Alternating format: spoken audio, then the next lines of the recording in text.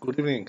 So we have lots of confusion about something which we're hearing from the community regarding the issue of the oral Torah and the written Torah.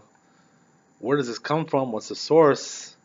How do we how do we see in the Jewish religion the laws of the Torah? Where they come from? Are they considered to be from God? All the laws? Are they considered to be from the rabbis, or from where they come from? These things, right? There's a lot of people who have the mistaken notion that the laws of the Shulchan Aruch, of the Rambam, they were just made up by some rabbis. Some rabbis made it up. They just whatever came to their head. Then all of a sudden they said to people, "Oh yeah, it's like this, it's like that."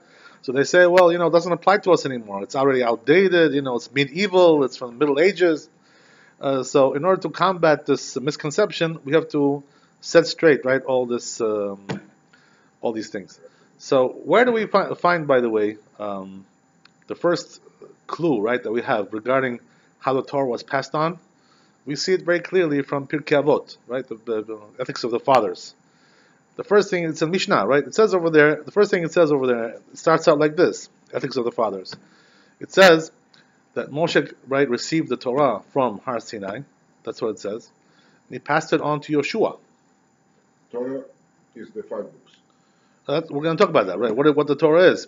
But he received it from Hashem. Hashem, right, gave it to Moshe. Moshe gave it to Yoshua. He was the one who transmitted. And Yoshua gave it to the Zekenim, right?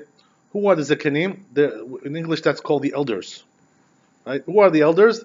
The elders were the sages of that generation that outlived Yoshua. When Yoshua died, they were still alive, but they were from those people, from the community that left Egypt. They were still alive, those people. So they were alive for quite a few years after Yoshua died. So all the while that they were alive, the Torah was being transmitted to them. And then, after that, says Pirkei Avot, the Torah was passed on to the Nevi'im, to the prophets. Right? How many prophets do we have? The truth is, right, that the Gemara tells us that there was thousands and scores of prophets in Israel. More than you could have ever imagined. But we're talking about the prophets that had a message for the future that's pertinent to all of Israel. So regarding that kind of prophet, we have 48 prophets altogether, right? We're not going to mention all their names now, right? But we're going to go through a list. Right, there's going to be a lot of lists going on here tonight, right, regarding our discussion. So 48 prophets, from generation to generation, each prophet passed on the Torah, right? Passed on and on and on. What happened was that the first Beit HaMikdash was destroyed. There were still prophets at that time as well, during the exile of Babel, of Babylon, right? And then they went to Persia, right? The exile was passed on to there. So all during that time, there still were prophets alive, several prophets. And what happened was that it was being passed on through them. And when the second Beit HaMikdash was built, after 70 years of galut, of exile, so what happened was that they came back to Israel, many of those rabbis and prophets that were alive, and Ezra was the head of the court, right? Ezra was the head, and Ezra, his court had 120 people, right? Rabbis and prophets were amongst them as well, right? By the way, if you want to know who these rabbis were and what their names were, the prophets, where do you find out this, right? You don't have to Google it, right? Don't have to Google it. I'll give you a much simpler solution, right? Go and open up the Rambam. In the introduction of the Rambam over there, to his work Yad Chazakah, Mishneh Torah, right? Over there he lists every name. Can you imagine? One after the other. The elders, the prophets, all the sages that passed on the Torah down from generation to generation. Every generation, he lists all the names. Every name clearly listed. Right? This is very important to see this. You know why? Because once you see this with your own eyes, you say, "Oh, you see the Jewish people. We're not as pathetic as you thought." What does that mean?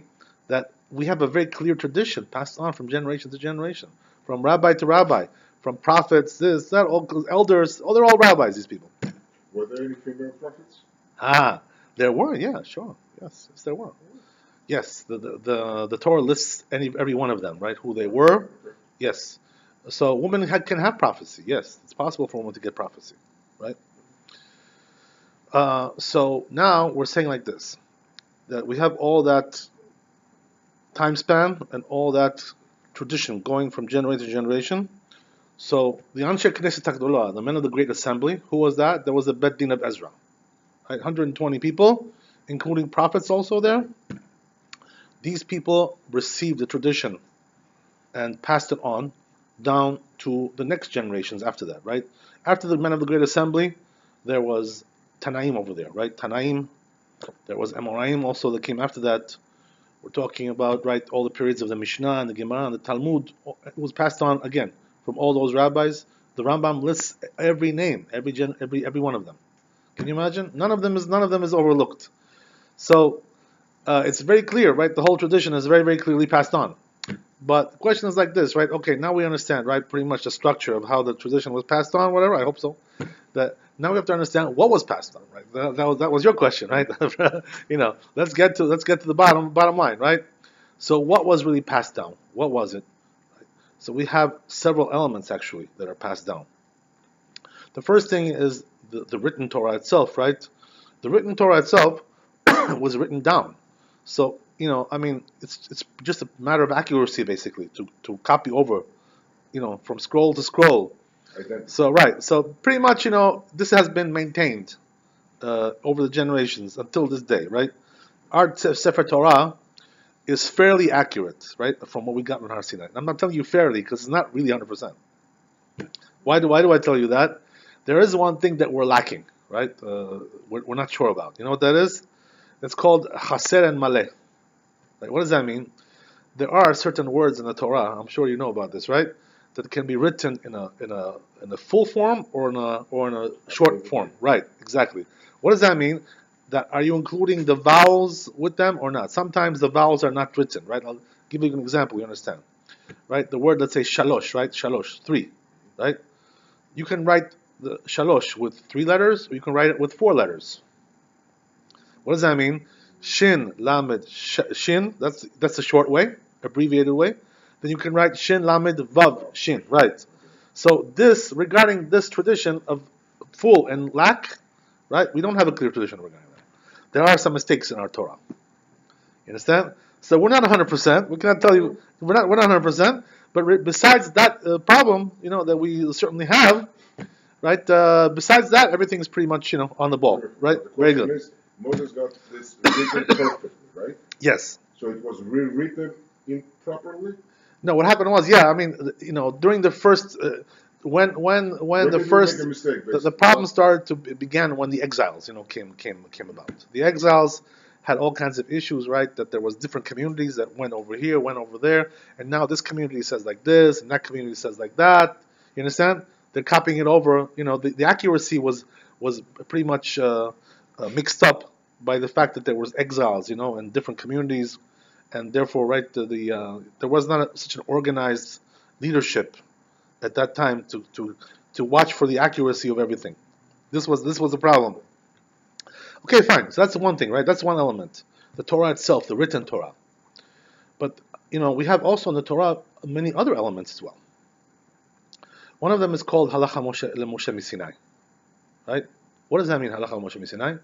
These are halachot that were given by God to Moshe Rabbeinu in the form of prophecy, right? This was not some kind of logical thing. Figure it out, no, there's nothing to figure out. It's clearly given over, right? So why do I say this?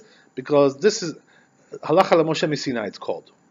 What does that mean? That since it was given from God to Moshe, even though it's not written in the Torah, there's no allusion there, there's no hint, right? There's no trace of anything there in the Torah. It's a direct command. Right, exactly. It's just an oral command.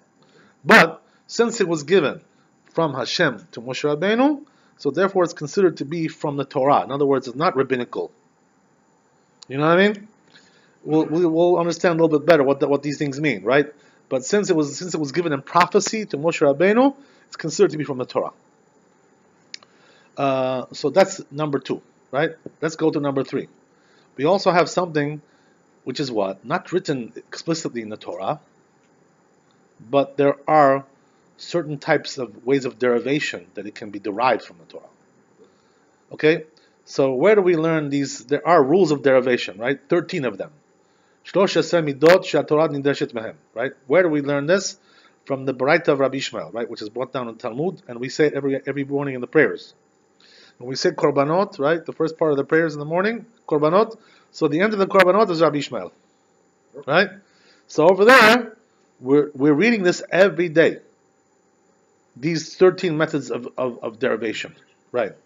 So we're not going to go through every one, but just to give you a little taste of what we have there, right? Well, let's try two of them, right? Just to give you a little bit sample, right? Free sample, no cost, right? No cost. Okay, so it's like a test drive, You take a test drive, no cost. Okay, so now, right? What's a free sample? One is kal v'chomer, right? That's one of the ways of derivation. What does that mean, kal v'chomer? Kal v'chomer means I have something written in the Torah, right? Regarding a certain rule. Let's say this rule is about tzitzit, right? Whatever, something like that. Okay, there's a certain halacha written in the Torah. Okay, now regarding some other issue like tefillin, let's say, right? I don't have information on that. It doesn't say explicitly in the Torah regarding tefillin on this issue, right? On this particular question that I have, there's no written information there. So what I can do is make a kal v'chomer. What does that mean? I can say, right, that tefillin, right, is, I'm just giving you an example, right, is more severe than tzitzit. In other words, it's more stringent in certain ways. So since it's more stringent, right, than tzitzit, so therefore I say, right, just like tzitzit has this halacha that must be fulfilled, so it must be that the more stringent element of, which is tefillin, the mitzvah of tefillin, must also have that halacha. This is called kal v'chomer, right? It's quite complicated, by the way, how this works. We're not going to go into this whole, the whole thing. We're not here to discuss that now, right? If you want to discuss these things, you have to go to the yeshivot, sit there for a few years. You start to understand these things, right? Okay, that's one of the. By the way, there's also a way to fight against the kal v'chomer. What does that mean? To refute. There's also ways. There are ways to go back and forth regarding this, right? If it works, it doesn't work. There's a lot of discussion in that in Talmud about these things. Anyway, that's one of the methods of derivation, right? Another one is gezer shava. What is gezer shava? Gezer shava means you have two places in the Torah where the same word is written, right? Let's say the word chodesh, right? Month, right? It says over here chodesh. It says over here chodesh, right? Two different issues altogether. Two different topics altogether. This is in right Bereshit. This one is in Bamidbar. Totally different location, right? Spelling is the same. Right. Yeah, right. Spelling is the same, right. It could be also, by the way, a little bit different, as you said, right? Full or lacking. Right, that's not really, we're not so particular about that, right? Because it's the same meaning of the word, basically, right? So what happens is like this, right? We say now like this. Regarding this rule, right, we know what's the halacha. This topic, right? This topic, we don't know what's the halacha. So what we do is, since we have two words written, which are the same, we take from there this halakha and we transfer it over to here. So that's called gezer shava. Now you may think, right, that this is like kind of silly, whatever. Why do I tell you that? Because there's no end to this kind of thing. You could always say, oh, these two words are written over here. So I could bring you a New Testament from this, New Torah. I could bring you from all this, right? So how does it work? So the truth is, right, that it's not enough just to have two words in two different places. You have to have a tradition for that as well. What does that mean? That you received from your rabbis, which goes back all the way to Moshe Rabbeinu, that there is such a derivation like this. You know what I mean?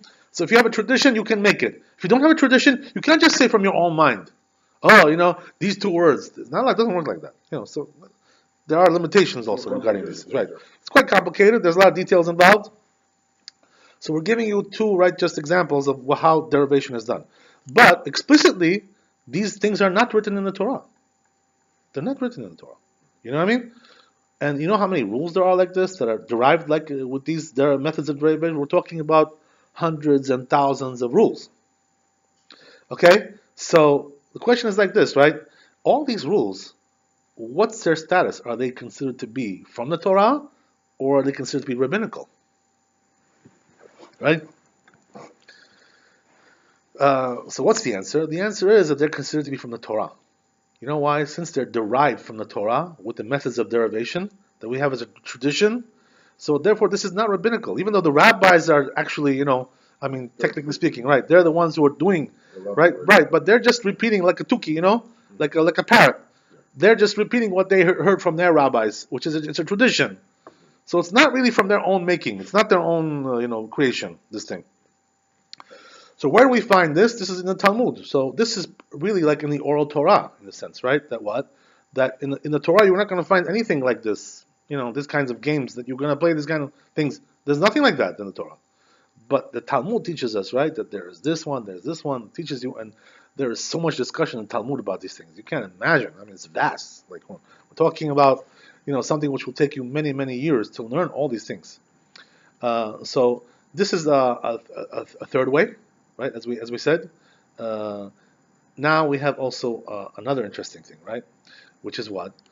That there is also something which is called Divrei Kabbalah. What does that mean, Divrei Kabbalah? That it's not written in the Torah, it's not from Moshe Rabbeinu Har Sinai, it's not derived from the Torah, from the methods of derivation, but it's something which was made by the prophets. The prophets decreed this, right? Meaning what? It's something new that we really don't have in the Torah. It was a prophetic decree, right? One of the, I guess, most famous ones you could mention was the issue of Purim, right? We're coming up to Purim now, right? Very soon, right? 2.5 weeks, we're almost there, right? So Purim, the whole issue, right, to do the mitzvot of Purim, this is called Divrei Kabbalah. What does that mean? That the prophets instituted this mitzvah, having the Seudah, reading the Megillah, all these mitzvot that we do, right? Matanot Levionim, Mishloach Manot, right? All these things, where they come from? Comes from the prophets. Because at that time, when the story of Purim occurred, there were still prophets at that time. You understand? So this is considered to be Divrei Kabbalah. So what does that mean? That it doesn't have the total strength, severity of something which is from the Torah, but it's a little bit stronger than something which is rabbinic. We're going to talk about that now, right? To explain to you. So it's like something in the middle, Yeah. Not exactly from the Torah and not exactly rabbinic, something like, halfway, 50-50, right? This is the idea of Divrei Kabbalah. We also have something else, right, which is a little bit lower than that, which is what? That it's a rabbinic edict, right? The rabbis made an edict. So we have to understand, right, that there's two ways rabbis make edicts, right, to make these decrees. The way they do it is one way is it's called asmachta, right? What is asmachta? Asmachta means that this is not something they just made up from their own head. Like, just, oh yeah, I think it should be like this. No. What it is that there's something in the Torah, written in the Torah, in the 5 books, right? And there's some kind of allusion there that if a person reads into it, carefully, if he has a really, good, acute mind for these things, he's trained for it, he can see over there that there's an allusion. It doesn't say explicitly, but there's an allusion there that he should make a decree. It's alluded to. This is called asmachta. So what does that mean? The Torah is not telling you explicitly that this is a forbidden or whatever, but there is an allusion there to the rabbis that you should try to make something here to make a decree, right? That's called asmachta. So there's a lot of arguments, by the way, in the Talmud regarding whether the asmachta, right, these things which are called asmachta, some say this is in certain cases there's a discussion. Some say it's from the Torah. This one. Why? Because it's really like written in the Torah. Some say, no, this is asmachta, this is just allusion. It's not really written there, right? So there's a lot of discussion about that in the Talmud. A lot of issues regarding this. So this is, right, we have now, right, the fourth, right, and the fifth here, right? There's also something that goes beyond that, right? That what? That there's also comes something called mitzvah derabanan. What does that mean? That this is not a decree of the rabbis. Like, what I mean by decrees is that the rabbis decide that, something should be forbidden because of a certain reason. They had some wisdom regarding that, right? A lot of deep wisdom regarding something which has to be forbidden, especially in our generation, something which now, even though the Torah did not forbid this, but nowadays it has to be forbidden because of the situation which is different. The situation has changed. So, the rabbis make decrees like this, and this is called gezerah, right? That they make this kind of decree. because of the situation. But there's something also a little bit different than that, which is probably, it's not probably, but it's very rare actually. There's only two of them. What does that mean? That the rabbis didn't make a decree because of some kind of concern that they had, but just because they wanted to make a mitzvah, to command you to do something, to commemorate some kind of event, some kind of miracle, you know? So actually there's only two of these in the Torah. That's what they teach us, right? The Chazal. Which are they? Purim and Hanukkah, right? That's the only ones. What does that mean? That the rabbis, right? In the case of the Purim, some say it was the prophets, whatever. You know, it's all okay. It's a similar idea, right? So the point is like this, right? That in these cases, when you have two mitzvot, what does that mean? The mitzvah of Hanukkah is to light the candles. So this was a new mitzvah that was made by the rabbis, something like actively to do something, which is not because of some kind of concern about certain issue with some kind of danger. No, this is just to commemorate a certain event, right? Okay. So this was made on Hanukkah, for Hanukkah, and it was made for Purim, right? What was the one made for Purim? To read the Megillah, right? So these two things are called mitzvah derabanan, right? In that sense, this is very rare. Only two of them. There's no more. And what about Pesach that we do the Haggadah? Right, that's from the Torah. Right? Yes, to it's read written in the Torah to read. Right? Yes. Okay. It says right explicitly in the Torah that we should read about the story, right, of going out of Mitzrayim. Right. So Haggadah is from the Torah. The Oraita, right? Also, by the way, eating matzah on the first night of Pesach is from the Torah. 1 kazait of matzah, 30 grams of matzah. That 30 grams that you have to eat, handmade matzah, right, is from the Torah as well. Right, shmura matzah, exactly, right. That's from the Torah.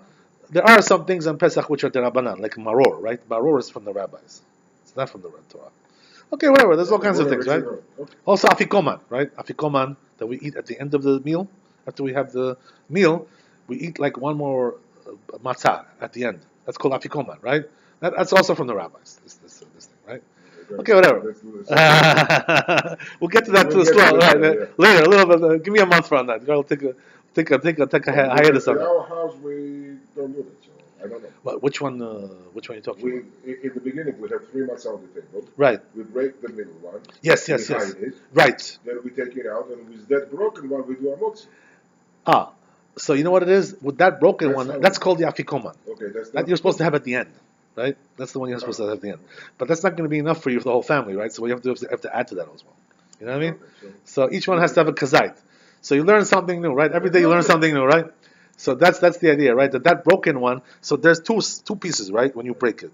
Yeah. So the larger piece, right? You save it for the afikoman, for the end of the meal, Okay. right? The smaller piece you have it now with the hamotzi, right? That's the idea. Okay. So okay, very good. So getting back to our topic, right? We have all these things. This is all a part of the Torah. So what does that mean? That even as we discussed this before, right? You and me, that the Gemara says like this, right? Habayot Abaya v'Rava. All the questions that were asked by Abaya and Rava, they were given on Har Sinai. So what does that mean, right? That means these were the rabbis, sages of the Talmud, 2 of the sages. There were many more, right? This was only 2 of them. So these 2 sages, Abaya and Rava, and also all the other questions which were asked there, all these issues that were, deductions that were made over there, and the reasoning, right, and the back and forth, the give and take that was discussed in the Talmud, all these things were already given on Har Sinai. What does that mean? That on Har Sinai, the truth is, right, that the Chazal tell us something amazing. That everything, all the information was already given there. Even, now this is something amazing, right, which is, maybe, perhaps it's hard to believe this, but it's true. What does that mean? Right, I don't understand, whatever, but you know what it is? That they say that even all the edicts, the enactments, right, all the decrees that were made by the rabbis later on, in different, they were all told to Moshe Rabbeinu as well. Right, well, yeah, exactly, right. This will be made, right, all these things will be made. All, this was already told, but at that time he didn't reveal these things, you know what I mean? But as the time came, right, he didn't reveal it because there was no reason now except to pass it on as a tradition. That's something else, right? But regarding the decree, it was made at later times. But the information was already known at that time that these decrees have to be made. Not only that, right, they say something which is even more fascinating. They say, right, that every perush, every novel idea, chidush, something new, which was made to explain the Torah, which was made by subsequent generations, rabbis, great rabbis. These were also revealed to Moshe Rabbeinu. Can you imagine? He got every one of them. Every one of them he knew. Which is something amazing. Hard to fathom such a thing like that. But that's all. All these things are part of the oral Torah. So everything was given to Moshe Rabbeinu. So the Torah, right, includes all these issues. That's the way it works. Okay, let me Yeah, interrupt. I'm sorry. Everything was given to Moshe Rabbeinu. Yes. Okay, let's say, hypothetically speaking, 1,000 years after Moshe Rabbeinu, that Papa is going to come, he's going to come up with this decree, or with Right. this argument. Yes. So Moshe Rabbeinu knew about it. You already knew about it, right? Yes. 1,000 years later, really, that Papa came up, and Right. he came up with this brilliant idea. Yes. He made that statement. Right. And we took it as a halakha. Right. Okay. So now what happens is like this, right? Why do we need that? If this was passed on as a tradition, so why these rabbis have to ask these questions, at all?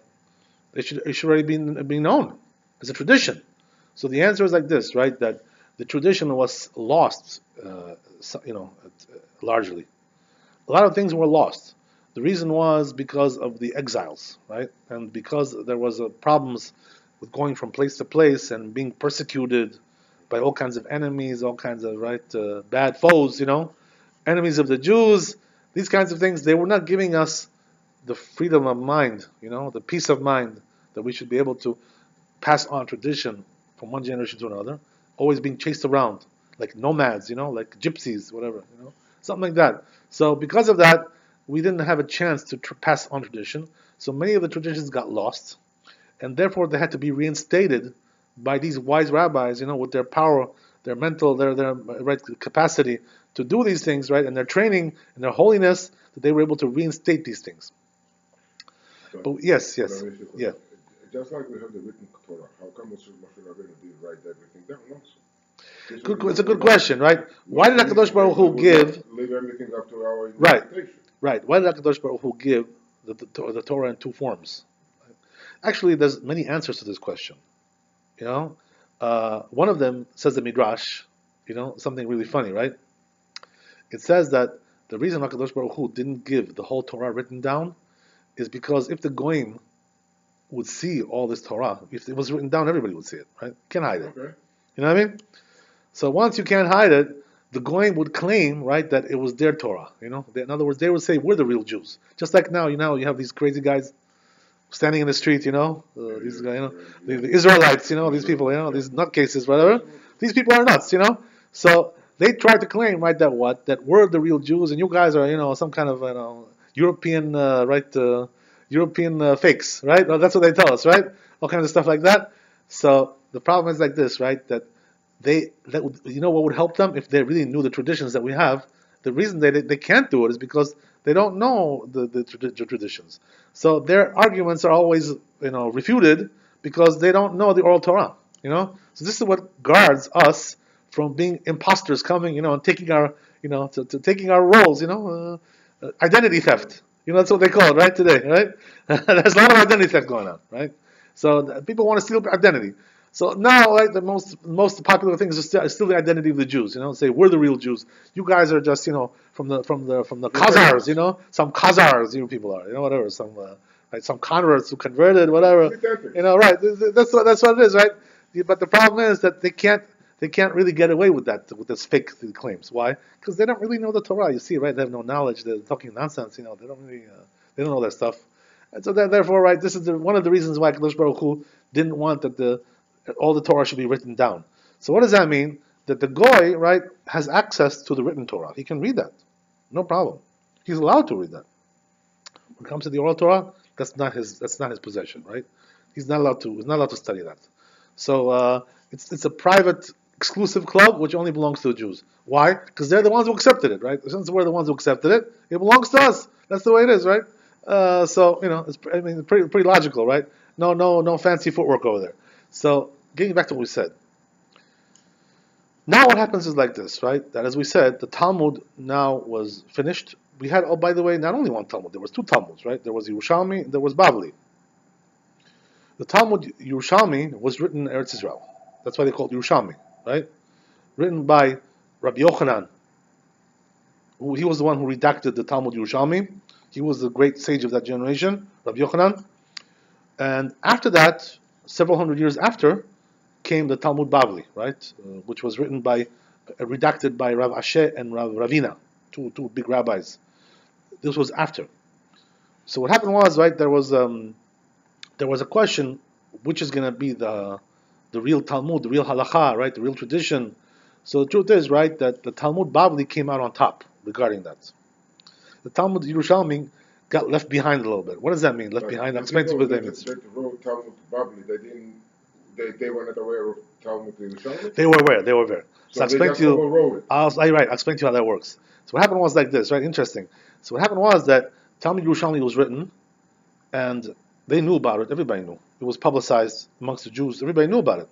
The thing was like this, right? In Bavel, in Iraq, they decided to do a new version of this, right? Updated or new, right? Whatever you want to call it, right? Why they decided to do that? Because they didn't agree with everything that was written in the Talmud Yerushalmi. They had disagreements with it.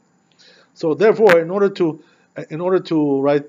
continue the line of deduction, and reasoning that the Jews were using, the rabbis. So therefore, what they did was many cases, many cases, they argued with Talmud Yerushalmi. By the way, a lot of things also are the same.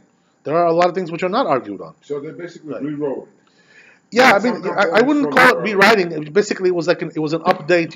Like it was like a huge update. So now the genius is going to come out in our generation. Google everything and rewrite the Talmud Bavli. Right, but the thing is like this, right? That once explain to you why that cannot be, right? Because the rabbis who were in that generation, those generations, they were on a very high level. They had powers that we don't have today. So once the Talmud was finished, right, and completed, the Talmud Bavli, they knew, the rabbis after that generation, that there was no more work that could be done, in the Talmud anymore, because the level of the generations was much lower, right, decreased it. So therefore, right, the final conclusion of the halacha was made by Rav Asher and Ravina in the Bavli. They saw the Yerushalmi. There were certain things they didn't agree with. By the way, we have a rule in halacha. The rule is like this. The Gemara tells us that if there's an argument between older rabbis, former, previous, and newer generations. So the newer generation is the halacha. In many cases, right? In most cases. Why is that? What's the reason why? Because they saw what was written in the older generations, and they didn't agree, and they had deliberated more. They went deeper. So therefore, we say it also. There's another reason why. There's also the reason that it more applies. It applies more to our generation than that applied then. In other words, every generation, there's a book written by Rabbi Yitzchak Hutner, one of the big Rosh Yeshivas that were in our generation. He writes over there that, okay, so we have the oral Torah, right? We have all these things, but there's many opinions also. There's this opinion, that opinion. About oral Torah? Yeah, in the oral Torah, there's a greater level of argument there. There are no different opinions about written Torah. How to interpret it? Yeah, that's called oral Torah, right? You know what I mean? Not the interpretation. But in terms of what? In terms of whatever is written is a fact. Oh yeah, no, that's nothing to argue about there. But the interpretation is a great part of it. You know what I mean? Okay, interpretation right? Is secondary, because without the interpretation, the oral Torah is like a closed book. I mean, the written Torah, it's a closed book. You can't even understand it. You know what I mean? Rabbi, there are no arguments about the written Torah. Let's close that. Right, but as we said, right, there's also the issues of how it's written. Right. Yes. So that exists. So the rest is an interpretation of whatever is written in the written Torah. Right. So the thing is like this, right? That now we have the issue of the arguments. This opinion, that opinion, Rabbi Yochanan, Rav, Shmuel, right? Abaye and Rava, right? Rav Asher and Ravina, all these things. So the question is, how is the halacha decided? Right? How and why is there arguments? If everything was given on Har Sinai, so why do we have several opinions? This is, by the way, what misles people, regarding this. That they think, because if there's arguments, there's different opinions, these opinions are just like, two different rabbis who just have got something in their head. This one's arguing this way, this one's arguing that way. So, okay, but we say like different, we can also say our opinion. You know what I mean? It doesn't work like that exactly, right? That's not the way it works. The way it works is like this, right? That the rabbis who are arguing regarding these things, these arguments, all these opinions were already given on Har Sinai. All the several opinions were given. So the question is, okay, fine. Why do we have to have several opinions? You know why? Because the truth in this world is not a simple truth. The truth is quite complex. It has different sides, different facets. A person has to understand that, right? That the world is not simple. It's not so clear cut, everything in this world. Because really, right, the world is just a function of the Torah. As the sages say, right? The Kadosh Baruch Hu looked into the Torah and created the world. From the Torah, he created the world. So the world is just a function of the Torah. So what does that mean? Just like the Torah is not so simple, just like the world is not so simple, the Torah is not so simple. There's different ways of looking at things, and they're all true. If a person knows how to interpret all these things, knows how to reason according to the reasoning of the Torah, so what he can do is basically come up with all the sides of the equation. This side, that side, which side is right, which side is wrong. So now, they're all, we say, right, they're all Divrei Elohim Chaim. They're all words of the living God. What does that mean? That all these opinions were given on Har Sinai. Right? So, okay, fine. So Moshe Rabbeinu taught these opinions to his disciples as well, the Jewish people, right? By the way, just to make a little footnote over here, right? That the Chazal tell us, right? They interpret this from the Torah as well. There's two different ways to teach the Torah, right? There's the to teach the men, to teach the women, right? They both have to be taught the Torah, right? The women don't have to learn the whole Torah, but the practical things they have to learn, halachot. So, question is, right? How do you teach a woman? How do you teach a man? So the Chazal teach us, right, that the men have to be taught much different than the women. With a bottle of wine. Right? So what's the difference? The women are given the halachot like straightforward. This is this is that, this is permitted, this is forbidden. The men cannot be taught this way. The men have to be taught all the opinions. This opinion, that opinion, Talmud. Going deep. Why this? Why not this? Why? What's the reason why? Going into all these things. The woman should not be taught these things. Right? We're not even allowed to teach them these things. The reasons behind the halachot. Right? There's reasons for that, by the way, why we're not supposed to. There's two reasons brought down, but the point is, right, that a woman is supposed to be taught straightforward, but a man is supposed to be taught deep. You know why? Because men have analytical minds, and they have to, in order to satisfy his knowledge, right, his understanding, you have to teach him every side of the Torah, not just to teach him, oh yeah, this is like this is like that. That's not enough to understand the Torah. That's not the real understanding of the Torah. The person has to understand all the sides, all the opinions he has to understand. So fine. So all these opinions are the words of the living God. Now things like this, right? Besides that, that's very nice. Okay, good. They're all the words of God. But bottom line, right? Why do we say this is the halacha and not this? Who decides? So the truth is that Moshe Rabbeinu, when he received the Torah, Hashem told him this is the halacha. There's two sides of the story, but right, the bottom line is halacha is like this opinion. So Moshe Rabbeinu got everything clear, right? He had everything clear, and he passed it on clear. But what happened was, as we said, right, during the exiles, these details got lost somewhat, not passed on very clearly. So what happened was there started to be arguments between, right, the rabbis, because what happened was like this, right?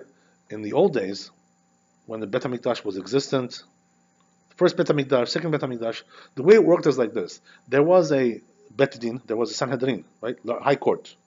70 rabbis were on that high court, and every question that would come up in halacha, they would take a vote. It was a democracy, basically, Not exactly the democracy that we practice today, but something similar to that, right? So, the way it worked like this, it was like this, right? That the majority, they would vote, they would deliberate first, right? Each one would try to state his side, his opinion.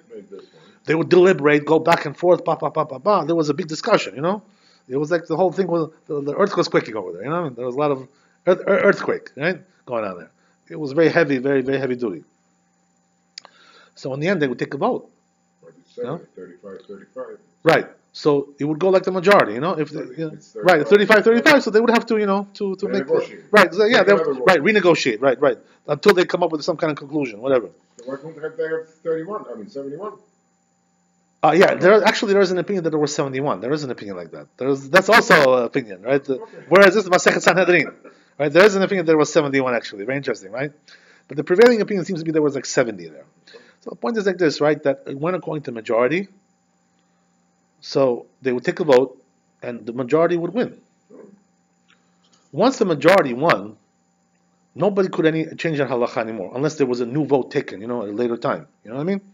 But all the while that the new vote was not taken, that became halacha for all the Jewish people, with no exceptions. That's the way it was. Okay, that's very nice. But the problem was, right, that once the galuyot, the exiles started to occur, persecutions, so the Bet Din was dissolved. The Sanhedrin was dissolved. The High Court was dissolved. They were running from city to city, trying to spare their lives. You know what I mean? They're running for their lives. Now they have time to deliberate about this and take votes and all kinds of things. Who has time for these things? You know what I mean? Can you imagine, in Congress, like they take votes, they vote on this law, they vote on this law, right? Can you imagine now if somebody would come, terrorists, and explode, and put a bomb over there, God forbid, right? So they would have time to take votes, that's what we had. There was a bunch of terrorists chasing us. That's what it was, you understand? We were being terrorized. That's the way it was. So since we had this problem, so they couldn't anymore take votes. It got dissolved. So now this community went over here. There was Jews in Iraq, in Morocco, right? Some Jews in Persia, some Jews over here in France, in Spain, over here, all over the world. They got dispersed, right? So what happened was that there was no more votes, no more deliberations. So each community basically had their own rabbi, and their rabbi told them what to do. That's the way it was. And without considering, right, sometimes what other people were doing. They didn't even know sometimes what other people were doing. You know what I mean? There was some also correspondence between them. There was letters. There was being sent letters. But the bottom line was, right, that each rabbi with his own community made his own rules according to the way he saw fit, right? And this is what happened, right? Once the exile occurred, now all of a sudden, right, in the place of being one halacha, there was 5 halachot, 10 halachot, it depends on where you go, right? The French halacha, the Spanish halacha, the Iraqi halacha, the Moroccan halacha, right? Every place is different. That's the way it was. You understand? So this whole thing got dissolved. It got, totally, disenfranchised. So what happened was like this, right? That they say, by the way, the Chazal. Yeah. You're talking about halacha or you're talking about tradition? Everything. Because halacha, halacha is a stringent word. Right. Tradition is right, but the halacha is also tradition. You know what I mean? But because of the exiles, everything got mixed up. All the more so. By the way, what happened was that there was new issues that came up according to the situation that changed. So there, right, each rabbi in his own place made up his own mind, right, how to do this, how to do that. So therefore, right, we had Ashkenazim and Sfaradim, and the Temanim, and this community, that community, the French community, Spanish community, all this stuff, right? Each one doing his own thing. You know what I mean? So this caused a great level of confusion in the Jewish people. You know what I mean? It was like balagan, that's what we say in Hebrew, Arel darolova. That's what it became, halacha. You know what I mean? So the question is, is there something good about this? Why did Hashem do this to us? You know what I mean? We should be so confused. There is no clear halacha about anything anymore. Everything is like what? Somebody asks you a question, so what do you answer them? If you don't know what the answer is, right? You can answer. You can say you for sure you'll be right, even if you don't know nothing, right? Say it's machloket. It's a dispute. Everything is machloket. You know what I mean? So this way for sure everybody's gonna be right.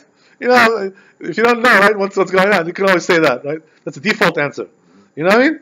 You can say machloket. Everything is machloket. Okay, fine. So what happened was like this, right? Just to go over the history of this. What happened was like this. The Gemara says, when did this start? When was the first generation where the votes anymore were not taken, were not tallied anymore, the votes, right? And there was argument regarding the halacha.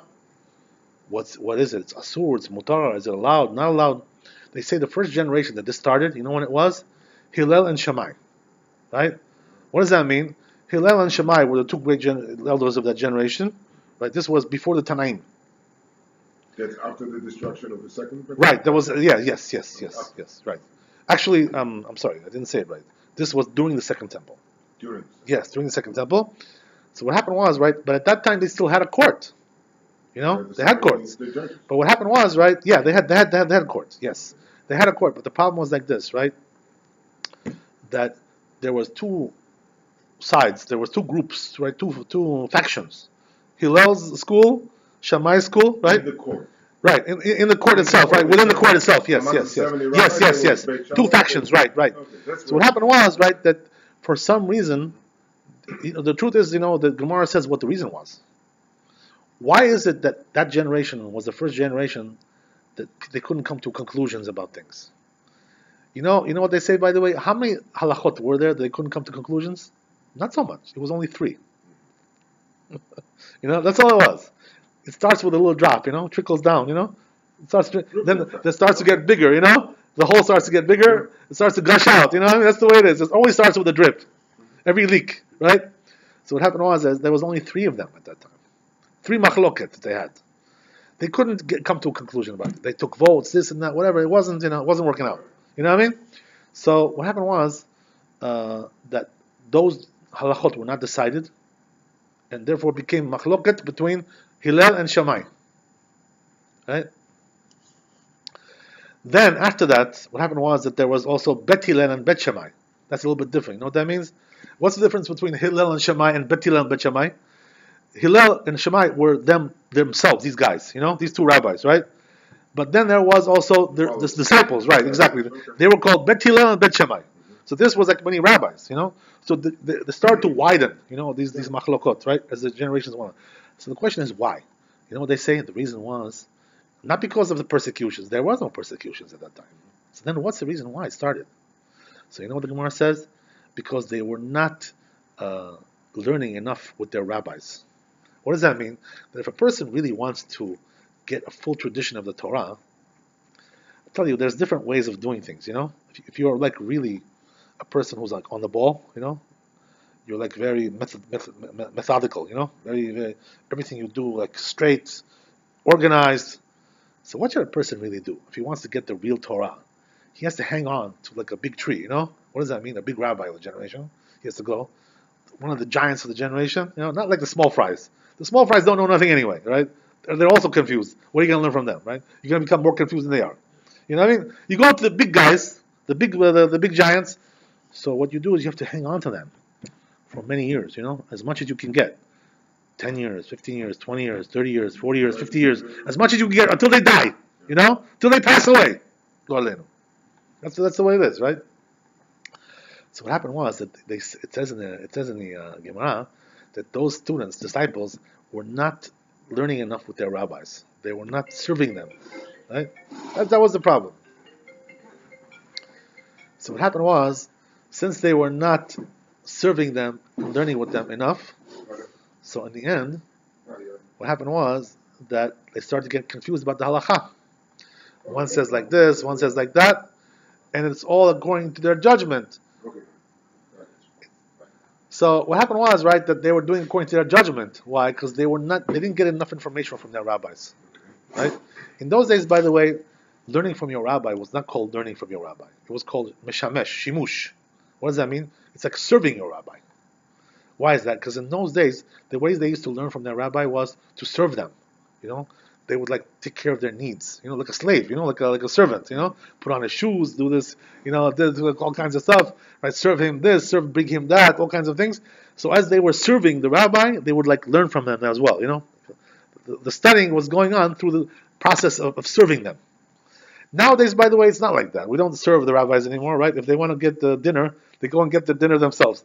We're not bringing them dinner anymore, right? Most of us we're not doing these kinds of things anymore, right? So, but the thing is that's the way it was done. So they said, right, that it says in the Gemara they did not serve their rabbis enough. They were like a little bit more arrogant, we don't need to serve them, let's study ourselves, open up the book and study, what do you need them for? We have our own minds, we're independent, independent. That's the problem, when a person starts to think that he's independent in Torah, he's never going to get tradition from the real tradition. Because Torah is a tradition, you understand? It's not something you just make up from your own head. That's the way it is. So therefore, right, the traditions start to get lost. As time went along, it started to widen, right? More machloket. As we said, then the exiles came, right? And the persecutions, and it made it even worse, until the Bet Din was totally dissolved. Fine. Okay, so now, right, what's the next step? What's the next idea? The next idea is now, there start to be rabbis who start to see this problem, the severity of this problem. Every place you go, they say something else. Every community, has a different custom. Every place has some kind of new idea, some kind of new thing. Wow, this is like terrible. That causes a lot of friction, a lot of disputes, a lot of personal disputes also mix. You know what I mean? Start to fight with each other and denigrate each other. You know what I mean? All kinds of verbal denigration, physical. By the way, they say in the Gemara, you should know that Bet Hillel and Bet Shammai, there were some murders that occurred, amongst them. In other words, they also killed each other. There were some cases, yeah. Well, because of the heated arguments that they had, there were also some murders that occurred. Can you imagine such a thing? They were so heated, and sometimes it led to death. You know what I mean? They were zealots. These people. You know what I mean? That's the way it was. So, fine. So what happened was, right, that once the rabbis started to see that the situation is very dire and very poor, so what they did is they tried to remedy the problem. You know what I mean? So the truth is, right, that there were several big rabbis that tried to do this. What does that mean? They came after the Talmud already. Once the Talmud was sealed, that was done. But now, all of a sudden, right, you have new things which are coming up, all kinds of new issues, which were not talked about in the Talmud. So you have to decide what's halakha. All kinds of new things are always coming up in every generation. Yeah. You know what I mean? Because the situation is changing. Modernized. Right, exactly. Modernization, right, all kinds of things. Society is changing, customs are changing, right, all kinds of things. So now what happens is like this, right, that they see this problem and they try to remedy. So what was the remedy? What they tried to do was, right, the rabbis that came after the Talmud, we're talking about Geonim, right? The generation which after the Talmud was called Geonim. These people were very great rabbis. They were dispersed all over the world, not everywhere, but basically in Iraq, right, in Spain, in France, right, places like this. In Africa, North Africa, the Geonim were in these areas. So what happened was some of them attempted, like Rav Sadia Gaon, they attempted to take the opinions which are, around the world and try to make them into one halakha, right, according to their, the best of their knowledge, of the best of their ability. So came several rabbis and started to write books, according to what they thought was the halakha, according to their judgment. As we said, right, Rav Sadia Gaon was one of the first of them. And then, right, came also Halachat Gdolot, Rabbi Yehuda Gaon. There was also the Shirtut, Rabbi Chai Gaon. These were all kinds of works like this that they wrote, books which tried to address this problem. But this problem was still very much existent. Why? Because they still had several Geonim that wrote different opinions. So what happened was, right, that the Rambam came after the period of the Geonim, right? Before the Rambam, there was also the Rif, by the way. The Rif also wrote his work. But the Rambam's work was very unique. What does that mean? That the Rambam's work was like detailed, itemized, like one halakha after the other, just like, very organized, set up very clearly, right? No qualms, no this, whatever, everything nice and organized, right? Like a real Shulchan Aruch, like a very simple, way to understand something. So everything was organized and beautiful. The Gemara, the Talmud was encoded by him, right? It was nice work. So what happened was that the Rambam said in his introduction to this work, Mishneh Torah, he says over there that you don't have to learn the Talmud anymore. Now that I wrote my work, he says, that's what he says. He says, all you have to do is just see what I wrote and do what I said. Don't be a wise guy. Don't be a wise guy. What I mean? That's what he said. Can you imagine? He said, no need to learn the Talmud anymore. I made the decision. Go follow me, and that's it. Right? Go behind me, and let's go. Right? Go together. Let's go together. That's what he said. Right? But the problem was that there was also other Rishonim that argued with him. You know what I mean?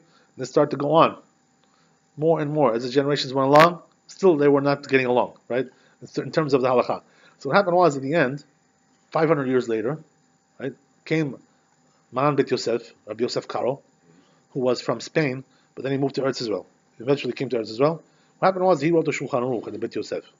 So these works, basically, what they did was they tried to take all the sides of the halakha, the Rambam, the Rif, the Rosh, the Ran, the Rashba, the Ritva, the Tosfot, Rashi, right?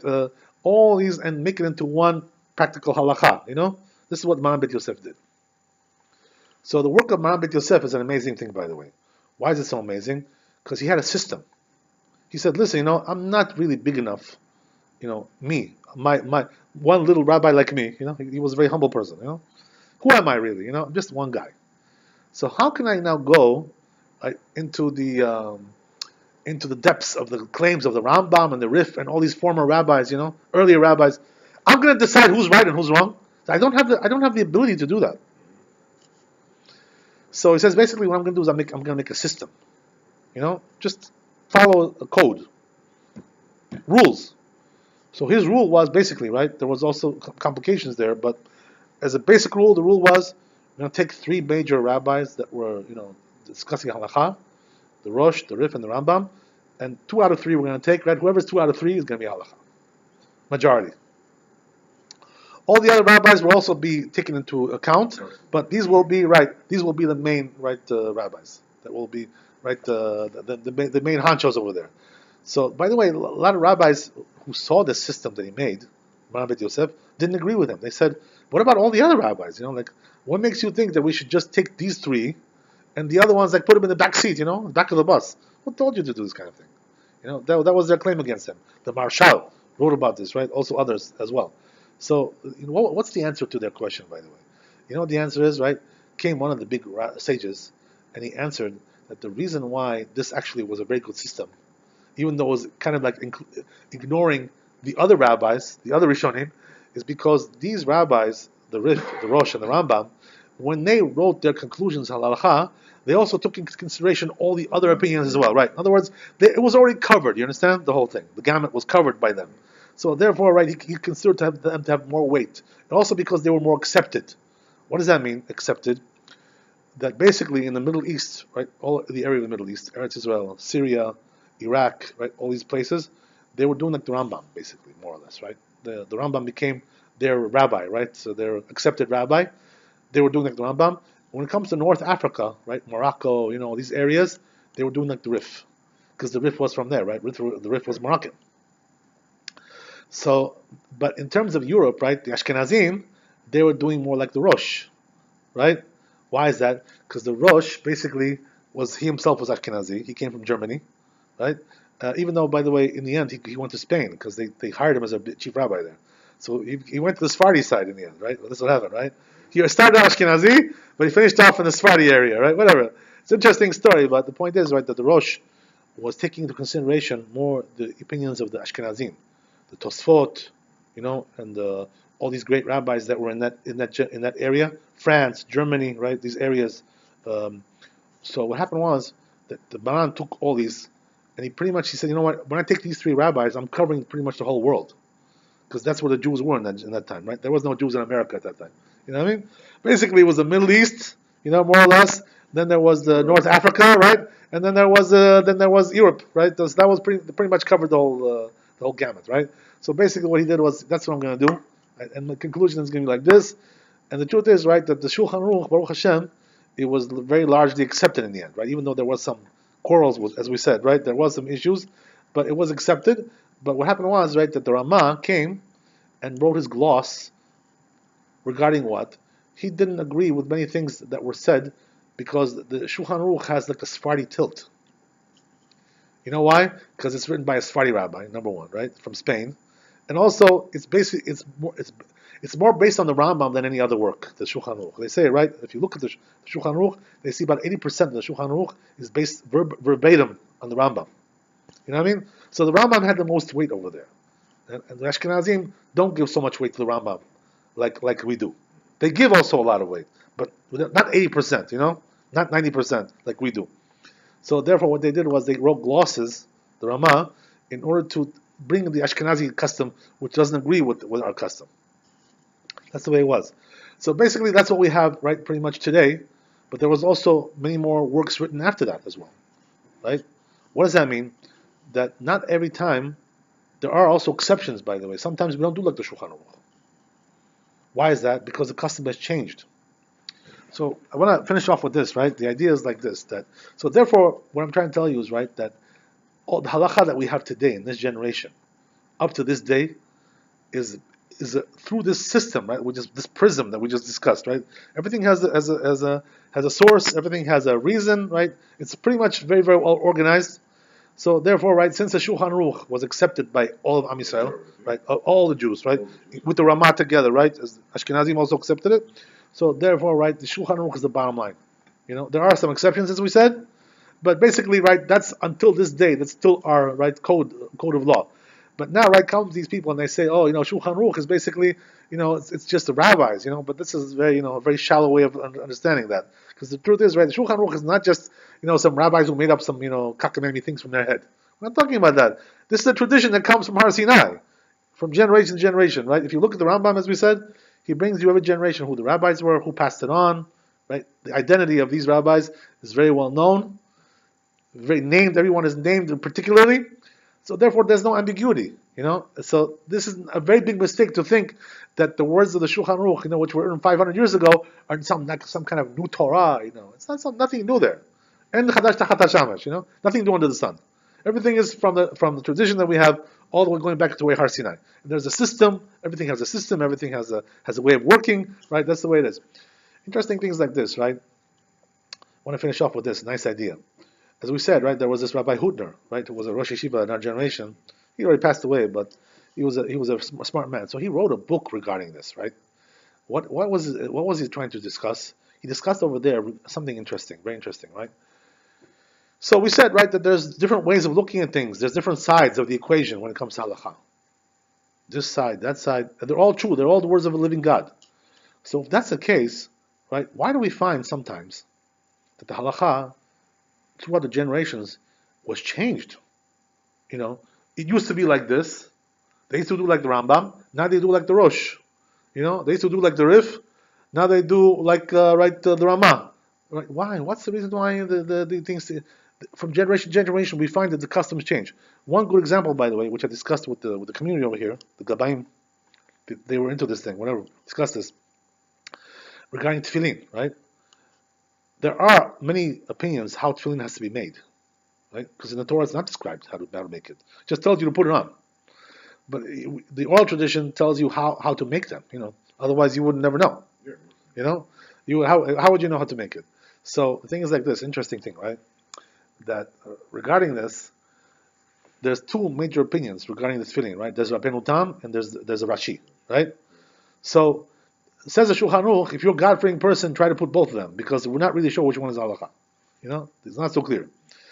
So the thing is like this, right? That if you look in the history, by the way, in the time of the Geonim, everybody was doing like Rabbeinu Tam. This was before Rabbeinu Tam, but they had that idea, that opinion was around also before him. It's just called after his name, right? But he wasn't the one who created that. He would just, carry on the tradition, right? So they were going according to Rabbeinu Tam in the time of the Geonim. When the Rambam came and the Rishonim came after that, they started to do like Rashi, the tefillin, So all of a sudden, 180 degrees, they turn around. They used to do like Rabbeinu Tam, all the rabbis. They weren't putting the tefillin on Rashi at that time. They thought it was a mistake, And then all of a sudden, the Rambam came and switched it, and turned it into Rashi. You know what I mean? And then the Rishonim agreed with him. The Rashba, the Ritva, right? The Ramban, they agreed. They agreed with the Rambam. So now the custom is like the Rambam, right? A person who puts out one tefillin, he puts Rashi. Because this is the main custom in our times, accepted custom.